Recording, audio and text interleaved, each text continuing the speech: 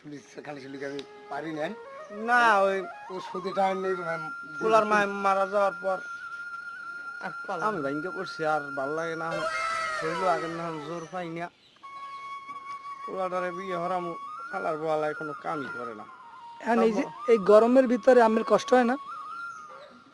গরমে তো 2 fit diary হয়েছিল রিফন মিজানুর হাসপাতালে নিয়ে কাপড় চুপড় মারতে গেলে আর পর আল্লাহ সুস্থ করছে। এখন গরমে শীতে একটু কষ্ট হয়, কলবালিশ মলবালিশ পেঁচাই থা লাগে যে বউ নাই। সেবা যত্ন কেটা করে তাহলে? সেবা যত্ন